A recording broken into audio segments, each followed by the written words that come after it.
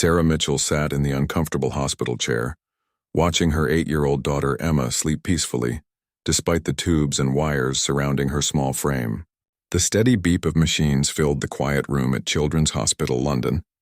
Outside the window, the city bustled with life, while inside this sterile space, time seemed to stand still. Emma had been diagnosed with acute lymphoblastic leukemia 6 months ago. What started as frequent bruising and tiredness had quickly escalated into a battle for her life. The doctors had been cautiously optimistic at first, but the latest test results painted a darker picture. The cancer had spread more aggressively than anyone had anticipated. Sarah's husband David entered the room carrying 2 cups of terrible hospital coffee. His usually neat appearance showed signs of the stress they'd been under: wrinkled clothes, unshaven face, and eyes that held a deep sadness he tried to hide from Emma. They had barely left the hospital in weeks, taking turns sleeping in the chair beside their daughter's bed. "Any change?" David whispered, setting 1 cup beside Sarah. "She woke up about an hour ago asking about the guards again," Sarah replied softly. "The Royal Guards at Buckingham Palace. She keeps talking about wanting to see them march." Emma had become fascinated with the Royal Guards after watching a documentary during one of her many hospital stays. Something about their precise movements, their colorful uniforms, and their unwavering dedication had captured her imagination. She would spend hours drawing pictures of them in red coats and tall black hats, asking endless questions about their duties and traditions. "Maybe we could take her to see the changing of the guard when she's feeling better," David suggested, though they both knew the harsh reality. Emma's condition was deteriorating rapidly. The doctors had gently suggested they should start thinking about making her remaining time as comfortable as possible. Dr. Patricia Williams knocked softly before entering the room. She had been Emma's primary oncologist since the diagnosis and had grown fond of the spirited little girl, who always greeted her with a smile despite her circumstances. "How are we doing today?" Dr. Williams asked, checking Emma's chart. "She's been sleeping most of the morning," Sarah explained. "But when she's awake, she seems comfortable." Dr. Williams nodded, her expression professional but kind. "I wanted to discuss something with you both. We've reached a point where we need to consider Emma's quality of life. The treatments aren't responding as we'd hoped." The words hung heavy in the air. Sarah and David had known this conversation was coming, but hearing it spoken aloud made it real in a way that felt crushing. "How long do we have?" David asked, his voice barely audible. "It's difficult to say exactly. Maybe a few weeks, possibly a month. Every case is different," Dr. Williams replied gently. "But I think it's time to focus on making sure Emma is as happy and comfortable as possible." "Are there things she's mentioned wanting to do?" Sarah and David exchanged glances. "She talks constantly about the Royal Guards," Sarah said. "She wants to see them at Buckingham Palace. She's drawn dozens of pictures and knows all about their history." "That sounds like something we could arrange," Dr. Williams said thoughtfully. "There are organizations that help fulfill wishes for children in situations like Emma's. Let me make some calls." Later that evening, Emma woke up feeling more alert than she had in days. The steroids she was taking sometimes gave her bursts of energy that reminded her parents of the active little girl she had been before the illness. "Mummy, tell me again about the guards who protect the Queen," Emma said, her voice weak but excited. Sarah pulled out the tablet they kept by Emma's bed, loaded with videos and pictures of the Royal Guards. "Well, sweetheart, they're called the Queen's Guard, and they wear those beautiful red tunics and tall black hats called bearskins." Emma's eyes lit up as she watched the familiar footage of the changing of the guard ceremony. "Look how straight they stand, Daddy. And they never smile or talk while they're on duty. That must be really hard." "It takes a lot of training and discipline," David agreed, sitting on the edge of her bed. "They're some of the best soldiers in the world." "Do you think they ever get tired standing so still?" Emma wondered aloud. "I get tired just sitting up sometimes." The innocent question broke Sarah's heart. Her vibrant daughter, who used to run around their garden for hours, now struggled with the simple act of sitting up in bed. But Emma didn't seem sad about it.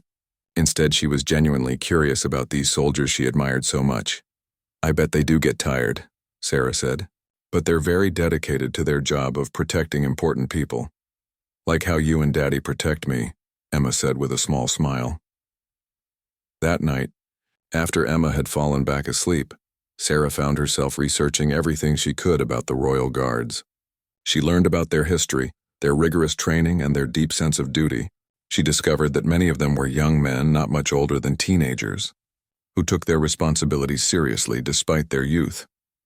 She also found stories of the guards occasionally breaking protocol for special circumstances. A lost child, an elderly person who needed help, moments of humanity that showed the men behind the uniforms. These stories gave her hope that maybe somehow, Emma's wish might be more than just watching from behind the barriers with other tourists. Dr. Williams had mentioned organizations that helped children with serious illnesses. Sarah decided she would call them first thing in the morning. Emma deserved to have this one special experience. If these could be among her final weeks, Sarah was determined to make them count. As she finally drifted off to sleep in the hospital chair, Sarah could hear Emma talking softly in her sleep about red coats and shiny boots. Her daughter's fascination with these stoic protectors had become more than just a passing interest. It had become a source of joy and wonder during the darkest time of their lives. Tomorrow would bring new challenges, more difficult conversations with doctors, and the ongoing battle against an illness that seemed determined to win. But tonight Sarah allowed herself to hope that somehow they could give Emma this one precious gift, a chance to see her heroes in person, to witness the pageantry and tradition that had captured her imagination so completely. The machines continued their steady rhythm, marking time in the quiet hospital room where dreams of royal guards danced in the mind of a little girl who had already shown more courage than many adults would ever know. The next morning brought unexpected activity to Emma's hospital room. Sarah had spent the early hours making phone calls to various charitable organizations, and her persistence was beginning to pay off. A representative from Make-A-Wish UK had agreed to meet with them that afternoon to discuss Emma's request. Emma was having one of her better days, sitting up in bed and coloring in a new sketchbook David had brought her. Her latest drawing showed a detailed scene of Buckingham Palace with tiny figures in red uniforms standing guard at the gates. Her artistic skills had improved remarkably during her hospital stays, perhaps because drawing had become her primary entertainment and escape. "The lady from Make-A-Wish will be here soon," Sarah told Emma, smoothing her daughter's thin hair. The chemotherapy had taken most of it, but Emma wore the colorful headscarves and hats with dignity that amazed the hospital staff. "What's Make-A-Wish?" Emma asked, looking up from her drawing. "It's an organization that helps children like you do special things they've always wanted to do," David explained gently. Emma's eyes widened with possibility. "You mean they might help me see the royal guards?" "That's exactly what we're hoping," Sarah said, though she tried to keep her own expectations realistic. She had learned during this journey that hope and disappointment walked hand in hand. When Margaret Thompson from Make-A-Wish arrived, she immediately connected with Emma. Margaret had been granting wishes for terminally ill children for over a decade, and she had developed an intuitive understanding of what each child needed. Some wanted adventure, some wanted to meet celebrities, and others, like Emma, were drawn to tradition and ceremony. "I hear you're quite interested in the royal guards," Margaret said, settling into the chair beside Emma's bed. "Oh yes." Emma's face lit up with enthusiasm. "Did you know they've been protecting the royal family for over 350 years? And their hats are made from real bearskin, but now they're trying to find alternatives because they care about animals too." Margaret smiled at Emma's knowledge. "You've certainly done your research. What is it about the guards that fascinates you so much?" Emma thought carefully before answering. "They're so brave and strong. They stand perfectly still no matter what happens around them. I wish I could be that brave." The room fell quiet for a moment. Here was this 8-year-old girl facing something no child should have to face, admiring others for their bravery while displaying incredible courage herself every single day. "Emma," Margaret said softly, "I think you're already braver than any of those guards, but I'd love to help arrange for you to meet them. Would you like that? I could really meet them? Not just watch from far away? I'm going to make some calls to some very important people. I can't promise anything yet, but I'm going to try my very best." Over the next few days, Margaret worked her network of contacts. Her first call was to the Ministry of Defense, explaining Emma's situation and her specific interest in the Royal Guards. The initial response was sympathetic but cautious. Security protocols around the royal palaces were extremely strict, and exceptions were rarely made. But Margaret had learned that persistence often opened doors that seemed permanently closed. She called the Guard's regimental headquarters, spoke with public relations officers, and even reached out to palace officials. Each conversation built on the last, painting a picture of a little girl whose time was limited but whose spirit remained unbroken. Meanwhile, Emma's condition fluctuated. Some days she felt well enough to walk around the hospital ward, charming nurses with her knowledge of British military history. Other days the fatigue was overwhelming and she could barely keep her eyes open. But through it all, she held on to the hope that somehow she might get to see her heroes up close. Dr. Williams monitored Emma's condition carefully, adjusting medications to keep her as comfortable as possible, while managing the family's expectations. She had seen many children in similar situations, and she knew that sometimes the anticipation of a special event could provide the motivation a child needed to keep fighting, even when their body was ready to give up. "How long do you think she has before traveling becomes impossible?" Margaret asked Dr. Williams during a quiet consultation. "Maybe 2 weeks, possibly 3 if we're lucky," the doctor replied honestly. "After that, I wouldn't recommend moving her from the hospital." This information added urgency to Margaret's efforts. She had already received encouraging responses from several officials who were moved by Emma's story. The challenge now was coordinating schedules and security requirements within Emma's narrowing window of opportunity. The breakthrough came from an unexpected source. Sergeant Major James Hartley of the Coldstream Guards had heard about Emma through the military network. As a father himself, he was deeply moved by her story and her genuine appreciation for the Guards' service and traditions. Sergeant Major Hartley had served with distinction for 20 years, but he had never encountered a request quite like this one.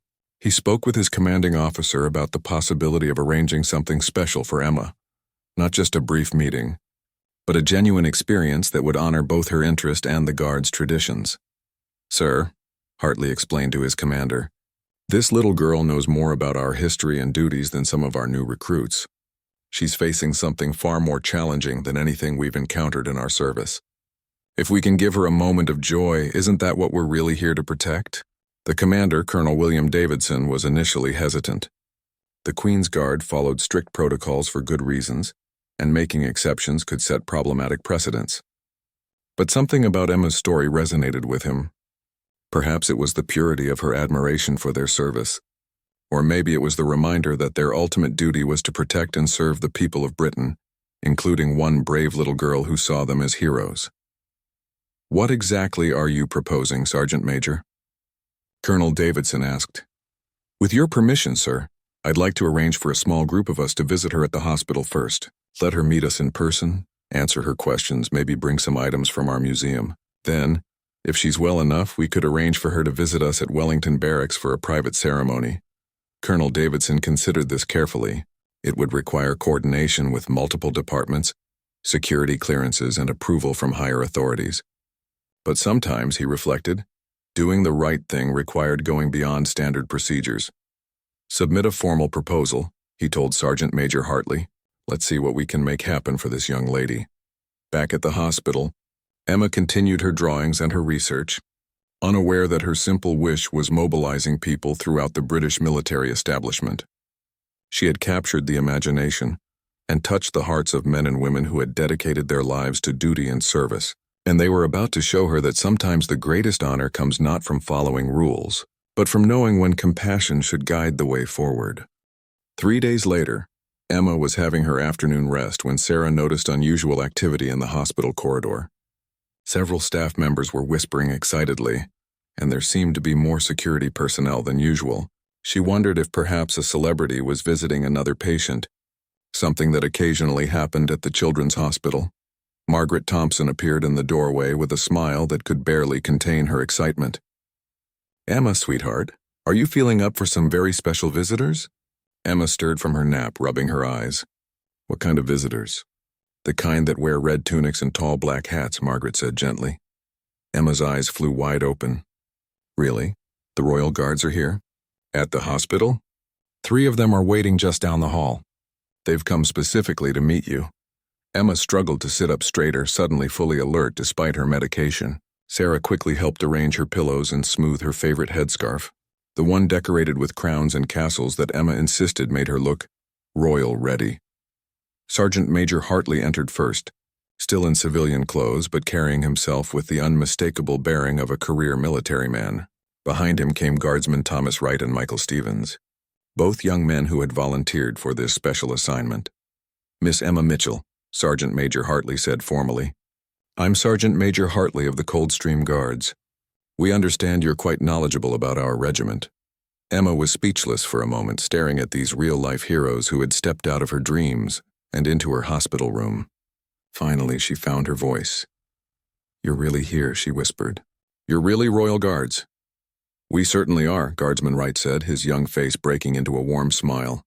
"And we've heard that you know quite a lot about what we do. We thought maybe you could teach us a thing or two." This made Emma giggle, a sound that hadn't been heard in her room for weeks. "I don't think I could teach you anything. You're the experts." Sergeant Major Hartley pulled out a chair beside Emma's bed. "Well, let's test that theory. Can you tell me about the different regiments that make up the household division?" Emma's face lit up with excitement. Despite her weakness, her mind was sharp and eager to share everything she had learned. "There are 5 regiments of foot guards: the Grenadier Guards, Coldstream Guards, Scots Guards, Irish Guards, and Welsh Guards.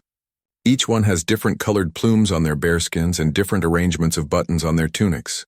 The 3 men exchanged impressed glances.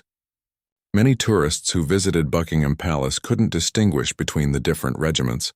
Yet this 8-year-old girl had memorized the details that even some military personnel might not know offhand. "That's absolutely correct," Guardsman Stevens said. "Can you tell which regiment we're from?" Emma studied their faces carefully. "Well, you said Coldstream Guards, and I know they have red plumes on the right side of their bearskins, and their buttons are arranged in pairs." "Outstanding," Sergeant Major Hartley said. "You've clearly done your homework." "I like learning about history," Emma said shyly. "Especially about people who protect others." "That's what you do, isn't it? You protect the Queen and important places and people." "That's exactly right," Hartley confirmed. "But you know, Emma, protection comes in many forms. Sometimes it's standing guard at a palace, and sometimes it's showing courage in the face of difficult challenges. From what I've heard, you've been doing quite a bit of protecting yourself." Emma looked puzzled. "What do you mean?" "Well," Guardsman Wright said gently, "you've been protecting your parents from worry by being so brave. You've been protecting your own spirit by finding joy in learning new things, and you've been protecting the memory of our traditions by studying them so carefully. That makes you a guardian too in your own way." Sarah felt tears welling up in her eyes. These men, trained for duty and discipline, were showing such genuine kindness and wisdom with her daughter. Sergeant Major Hartley reached into a bag he had brought with him. "We have something for you, Emma. Something very special." He pulled out a miniature bearskin hat, perfectly crafted but sized for a child. "This is an authentic bearskin, made by the same craftsman who makes our ceremonial hats. It's yours to keep." Emma's hands trembled as she reached for the hat. It was heavier than she had expected, and the fur was incredibly soft. When Sarah helped her put it on, it transformed her immediately. Despite her pale complexion and thin frame, she looked dignified and proud. "There's more," Guardsman Stevens said, producing a small wooden box. Inside was a set of miniature military decorations.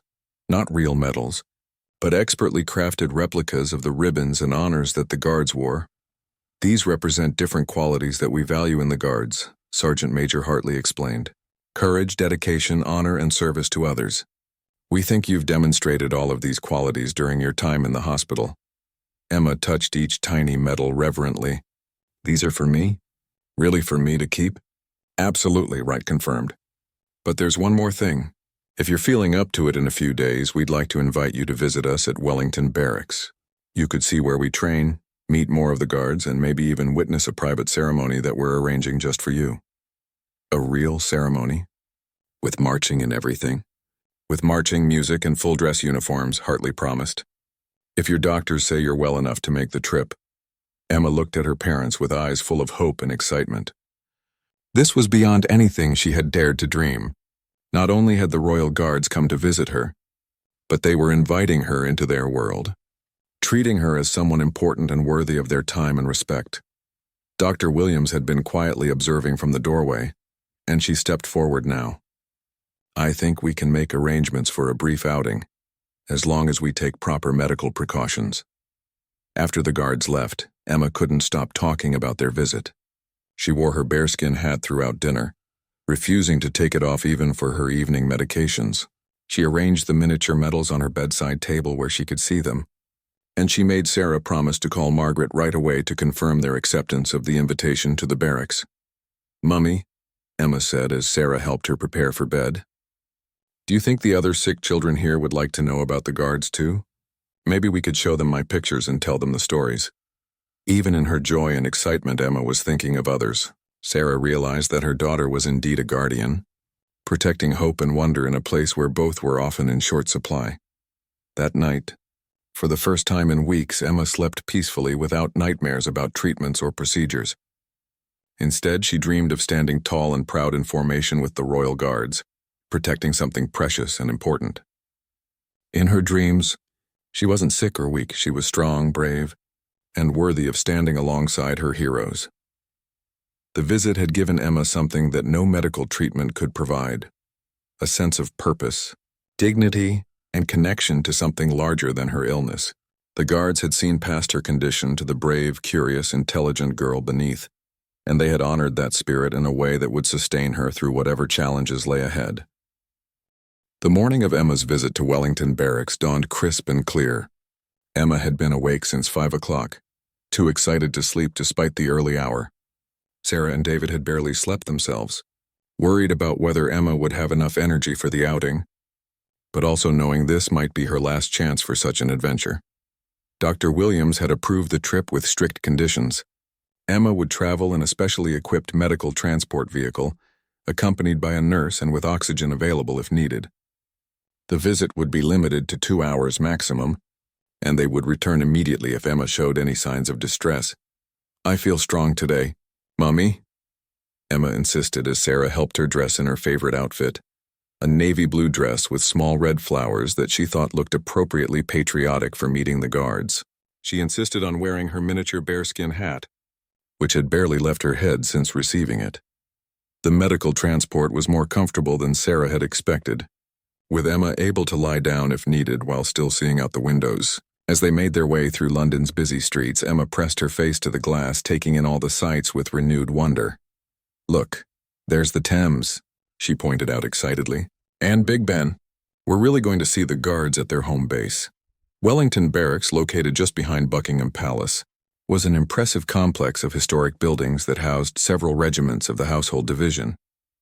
As their vehicle passed through the security gates, Emma could see soldiers in various stages of training and preparation. Sergeant Major Hartley was waiting for them at the entrance, this time in his full dress uniform. The sight of him in the iconic red tunic, pristine white belt, and towering bearskin took Emma's breath away. "Miss Emma," he said formally, offering her a crisp salute, "welcome to Wellington Barracks. Are you ready for your tour?" Emma attempted to salute back from her wheelchair, which the medical team had insisted she use to conserve energy. Her small hand came up in a wobbly but determined gesture that brought smiles to the faces of the soldiers who had gathered to meet her.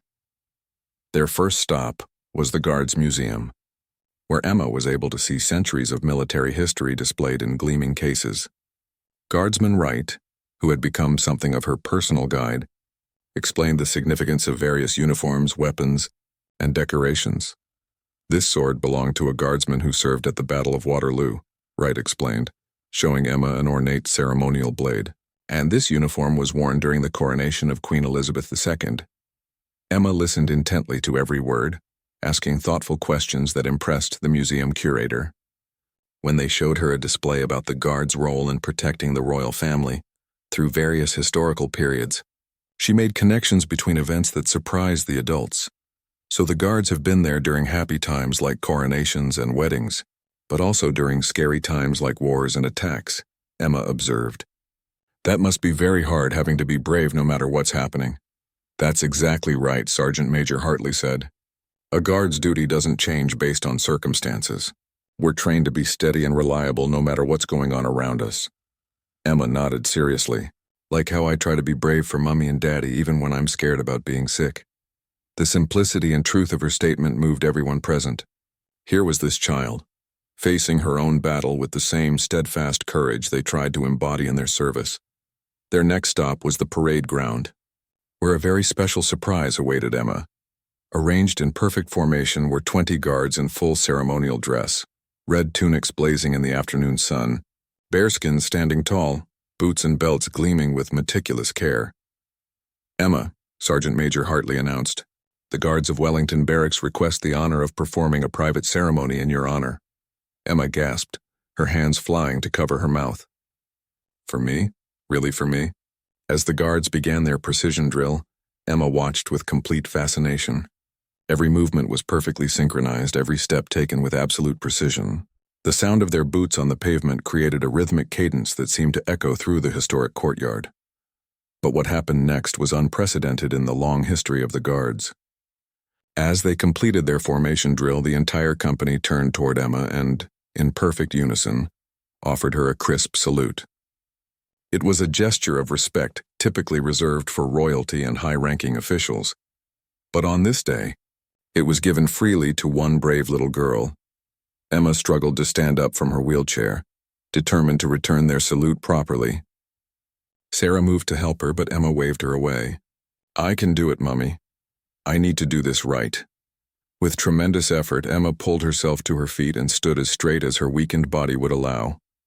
Her small hand came up in a perfect salute, held steady despite the tremor from her medication and exhaustion.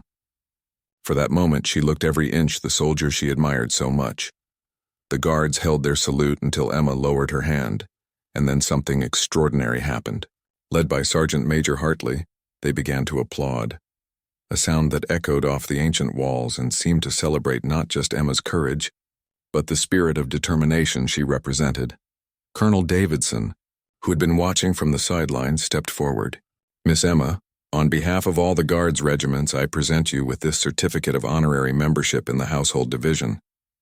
You have shown the qualities we most value: courage under pressure, dedication to others, and grace in the face of adversity."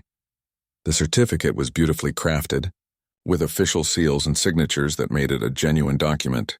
Emma held it carefully, reading her name printed in elegant script alongside the words "Honorary Guardsman." "Does this mean I'm really a guard now?"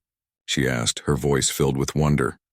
"It means you're one of us," Colonel Davidson confirmed, "and we're honored to count you among our ranks." As the formal ceremony concluded, individual guards approached Emma to shake her hand and thank her for her visit. Many of them were young men, not much older than teenagers, but they spoke to her with the respect typically accorded to a visiting dignitary. Guardsman Stevens knelt beside her wheelchair. "Emma, I want you to know that meeting you has reminded all of us why we do this job. We protect people like you, people who find joy and wonder in the world despite facing difficult challenges. You've made us better guards just by being yourself." The medical team indicated that it was time to return to the hospital, but Emma had one more request. "Could I see where you keep the bearskins when you're not wearing them? I've always wondered about that." They made a brief stop at the equipment room where rows of the iconic hats were stored with military precision. Emma was amazed by the care and attention given to maintaining each piece of the uniform, understanding now the pride that went into every aspect of being a guard. As they prepared to leave, Emma insisted on thanking everyone personally. Despite her obvious fatigue, she made sure to shake hands with each guard who had participated in her special day. "Thank you for making me feel like I belong somewhere special," she told Sergeant Major Hartley. "I'll never forget today." "Neither will we, Emma," he replied. "Neither will we." On the journey back to the hospital, Emma clutched her certificate and wore her bearskin hat with obvious pride. She was exhausted but radiant, filled with memories that would sustain her through whatever lay ahead. For one perfect afternoon, she had been exactly what she had always dreamed of being: a guardian, standing tall and proud alongside her heroes. The visit to Wellington Barracks had given Emma a burst of energy and joy that lasted for several days. She spent her time in the hospital sharing stories with other children, showing off her honorary certificate, and drawing detailed pictures of everything she had seen. The hospital staff noticed a remarkable change in her demeanor. She seemed more peaceful, more content, as if something important had been resolved in her young heart. However, by the end of the week, Emma's condition began to decline more rapidly. Dr. Williams had to increase her pain medication and reduce her activities. The family knew they were entering the final phase of Emma's battle, but somehow the experience with the guards had prepared them all for what was coming. What none of them expected was that their story was far from over. Sergeant Major Hartley had been deeply affected by his encounter with Emma. In his 20 years of service, he had met dignitaries, celebrities, and members of the royal family, but none had impacted him quite like this brave 8-year-old girl. He found himself thinking about her constantly, wondering how she was doing, and whether there was more he could do to honor the courage she had shown. During a routine briefing with his commanding officers, Hartley made an unusual request. "Sir, I'd like permission to maintain contact with the Mitchell family. That little girl touched something in all of us, and I think we owe it to her to make sure she knows she hasn't been forgotten." Colonel Davidson, who had also been moved by Emma's visit, readily agreed. "What do you have in mind, Sergeant Major?" "I'm not entirely sure yet, sir, but I feel like our relationship with this family is just beginning, not ending." Over the next few days, Hartley began visiting Emma regularly at the hospital, always in civilian clothes to avoid drawing too much attention. Sometimes he brought other guards with him, creating an informal rotation of visitors who brightened Emma's increasingly difficult days. These visits became a source of comfort not just for Emma, but for her entire family. Sarah and David had felt increasingly isolated as Emma's condition worsened. Friends and extended family, despite their good intentions, often seemed uncomfortable around serious illness and death. The guards, however, approached the situation with the same straightforward professionalism they brought to their military duties. "How are you feeling today, Emma?" Guardsman Wright would ask during one of his visits, settling into the chair beside her bed with easy familiarity. "Tired," Emma admitted, "but still happy. I keep thinking about the ceremony and how straight everyone stood. It makes me want to sit up straighter even when it hurts." These conversations often turned to deeper topics than most adults would expect from a child. Emma talked about her fears, her hopes, and her growing understanding of what was happening to her body. The guards listened with the same attention they would give to a briefing from their commanding officer. "Are you afraid?" Wright asked her one afternoon with the directness that military training had taught him.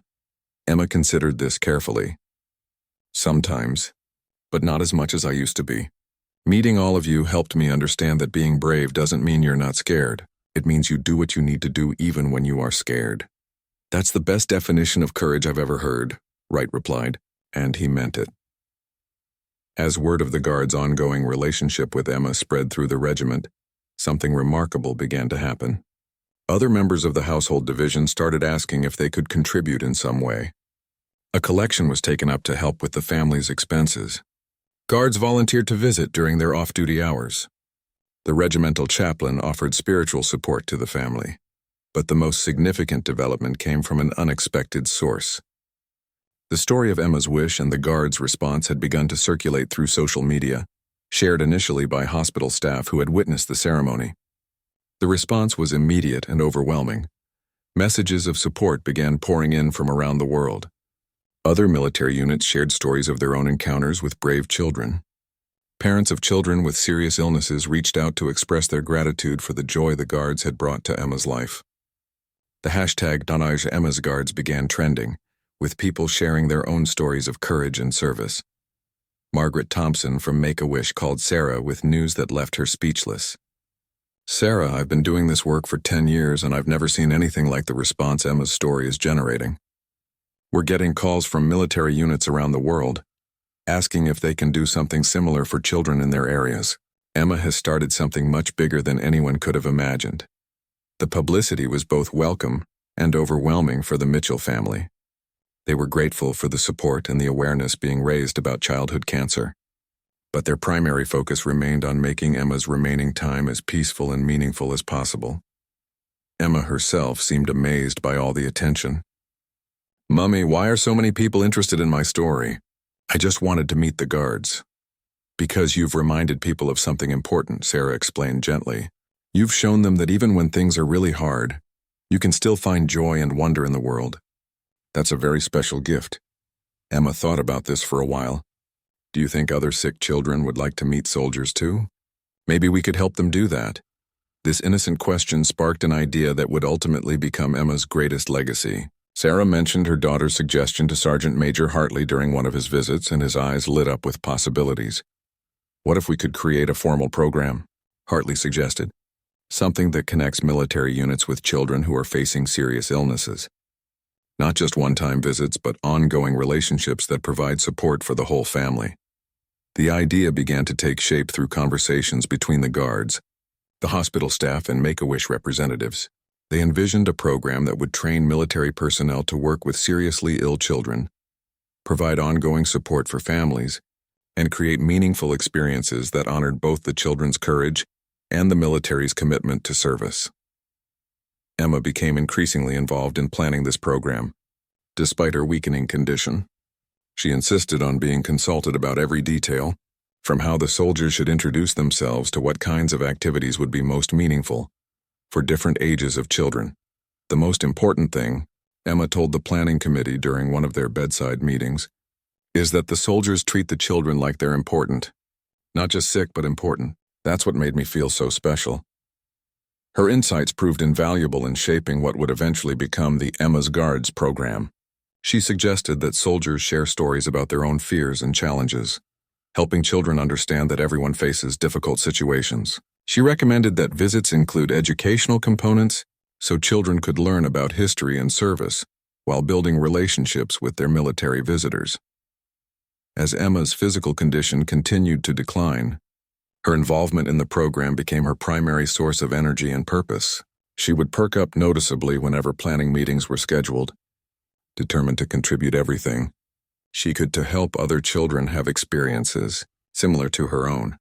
The guards who had become regular visitors began to realize that Emma was teaching them as much as they were giving to her.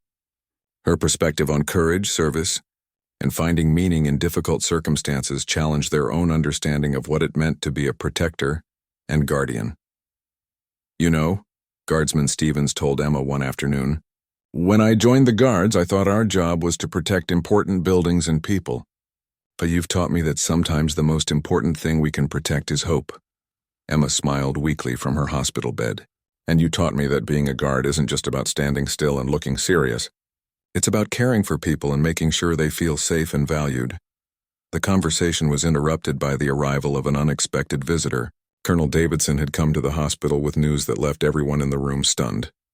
"Emma," he said formally, "I have the honor to inform you that Her Majesty the Queen has heard about your story and the program you're helping to create. She has asked me to convey her personal gratitude for your service to others and to present you with this." He handed Emma a beautifully crafted wooden box. Inside, nestled in velvet, was a medal unlike any she had seen before. The Queen's Commendation for Bravery in the Community, typically awarded to adults who had shown exceptional courage in helping others. "This is for me," Emma whispered, her voice barely audible. "From the Queen?" "From Her Majesty personally," Colonel Davidson confirmed. The citation reads, "For exceptional courage in the face of personal adversity, and for inspiring a program of service that will benefit countless children and families in need." Emma held the medal with trembling hands, overwhelmed by the magnitude of this recognition. In her wildest dreams, she had never imagined that her simple wish to meet the Royal Guards would lead to something so extraordinary. As word of the Queen's recognition spread, media attention intensified. But the Mitchell family was careful to maintain boundaries that protected Emma's privacy and dignity. They agreed to one final interview, conducted gently by a children's television press. 3 weeks after receiving the Queen's commendation, Emma's condition had deteriorated significantly. She was now confined to bed most of the time, requiring constant medical monitoring and increased pain management. However, her spirit remained remarkably strong, sustained by the knowledge that her story was continuing to help other children around the world. The Emma's Guards program had officially launched in 5 hospitals across the United Kingdom, with military units from different branches volunteering to participate. Each day brought new stories of connections being made between service members and seriously ill children, relationships that were bringing comfort and joy to families facing their darkest hours. Sarah and David had made the difficult decision to transition Emma to palliative care, focusing entirely on her comfort and peace rather than aggressive treatments. The hospital room had been transformed into a warm, personal space filled with flowers, cards from well-wishers around the world, and photos from Emma's visit to Wellington Barracks. Sergeant Major Hartley and several of the guards had become like extended family to the Mitchells. They maintained a constant presence at the hospital, taking turns sitting with Emma, reading to her and providing emotional support to her parents. Their military training in dealing with difficult situations proved invaluable during this challenging time. "Tell me again about the first time you put on your uniform," Emma requested weekly during one of Hartley's visits. Her voice had become barely a whisper, but her eyes still lit up when talking about the guards and their traditions. "I was terrified," Hartley admitted with a smile. "The bearskin felt impossibly heavy, and I was convinced I would drop my rifle during the ceremony. But my sergeant major told me something I've never forgotten. He said that the uniform doesn't make you brave. It just helps other people see the bravery that was already inside you." Emma nodded slowly. "Like how meeting all of you didn't make me brave? But it helped me understand that I already was brave." "Exactly like that," Hartley confirmed, his voice thick with emotion. Dr. Williams had been honest with the family about Emma's prognosis. They likely had days rather than weeks remaining. But rather than being a time of despair, these final days became a celebration of everything Emma had accomplished and all the lives she had touched. Messages continued to pour in from around the world. Military families shared photos of their own children wearing miniature uniforms inspired by Emma's story. Other seriously ill children sent drawings and letters describing their own meetings with local military units. The hashtag #OurEmma'sGuards had evolved into a global movement celebrating courage, service, and the power of simple human connections. One particularly moving message came from a military family in Australia, where their daughter with cystic fibrosis had been visited by members of the Royal Australian Navy. "Emma showed us that heroes come in all sizes," the mother wrote. "Our daughter now talks about being a sea guard and has found strengths she didn't know she had." Emma insisted on responding personally to as many messages as she could, though the effort exhausted her. Sarah would hold the tablet while Emma dictated responses, her words carefully chosen to offer encouragement and hope to other families facing similar challenges. "Dear Sophie," Emma dictated in response to a letter from a 6-year-old girl with leukemia in Canada. "I heard that the Canadian Mounties came to visit you. Aren't they wonderful? Remember that being brave doesn't mean you're not scared. It means you keep going even when you are scared. You're already braver than you know. Love, Emma." As Emma's strength continued to fade, her family and the guards began planning one final surprise. Working with the hospital administration, they arranged for a small ceremony to officially dedicate the new children's garden that had been created in Emma's honor, funded by donations from people inspired by her story. The garden was a peaceful space with benches, colorful flowers, and a small fountain where families could find moments of tranquility away from the medical environment. At its center stood a bronze plaque that read, "Emma's Garden, a place of hope, courage, and healing," dedicated to all the young guardians who protect joy and wonder in the world. On a sunny afternoon in late autumn, Emma was carefully transported to the garden in her bed, wrapped in warm blankets and surrounded by everyone who had become part of her extended family. The ceremony was small and intimate, attended only by close family, the guards who had befriended her, hospital staff, and Margaret from Make-A-Wish. Colonel Davidson read a letter that had arrived that morning from Buckingham Palace. "Her Majesty the Queen wishes to express her continued admiration for Emma's courage and her gratitude for the program that bears her name. The Queen has commanded that a rose be planted in the gardens of Windsor Castle in Emma's honor, ensuring that her memory will bloom each spring for generations to come." Emma listened to these words with her eyes closed, a peaceful smile on her face. When the ceremony concluded, she asked to speak to everyone present. "Thank you," she said, her voice barely audible but clear in the quiet garden. "Thank you for helping me understand that even when your body isn't strong, your heart can still do important things. Promise me you'll keep taking care of other children like me. Promise me the guards will always remember that their most important job is making people feel safe and loved." The assembled group, including battle-hardened soldiers who had served in war zones around the world, struggled to maintain their composure as they made that promise to her. That evening, as Emma rested peacefully in her hospital room, Sarah and David sat beside her bed knowing that their time together was nearly at an end. But instead of despair, they felt a strange sense of pride and completion. Their daughter had faced an impossible situation with grace and courage, and in doing so, she had created something beautiful that would outlive her physical presence. Emma passed away peacefully 2 days later, surrounded by her family and with Sergeant Major Hartley holding her hand. Her final words were a whispered thank you to everyone who had made her dreams come true. The funeral was a remarkable celebration of Emma's life and legacy. Representatives from all 5 regiments of the Household Division served as honorary pallbearers, and the service was attended by hundreds of people whose lives had been touched by her story. Children from around the world sent drawings and letters that covered the walls of the church, creating a colorful tribute to the little girl who had reminded everyone that courage comes in many forms. In the months that followed, the Emma's Guards program expanded internationally, with military units in 12 countries participating in regular visits to children's hospitals. The program had developed comprehensive training protocols, support systems for military families, and resources for medical staff to facilitate these meaningful connections.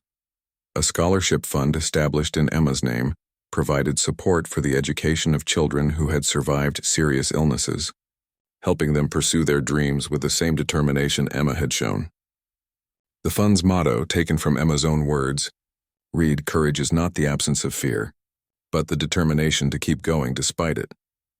Sarah and David became advocates for pediatric cancer research and family support programs, sharing Emma's story at conferences and fundraising events around the world. They established the Emma Mitchell Foundation, which continued to expand the reach of programs connecting military personnel with seriously ill children.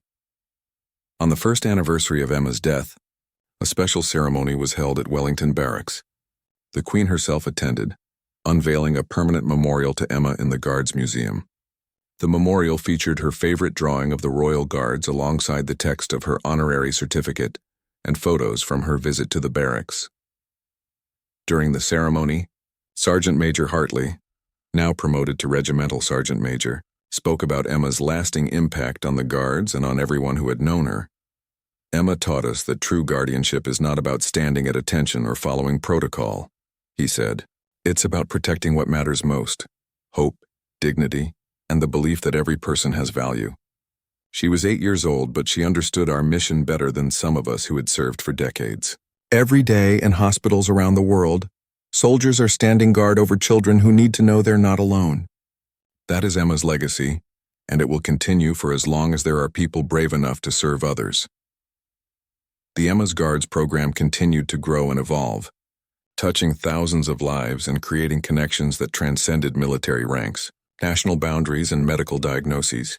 Children who participated in the program often said that meeting soldiers made them feel important and strong, echoing the words Emma had used to describe her own experience. Years later, many of these children would go on to serve in their own communities, some as military personnel, others as doctors, teachers, or volunteers. They carried with them the lesson Emma had learned and shared, that real strength comes not from physical power, but from the courage to care for others, even when facing your own struggles. Emma's story had begun with a simple wish to see the Royal Guards, but it became something far greater, a testament to the power of human connection, the importance of honoring courage wherever it's found, and the truth that even the smallest acts of kindness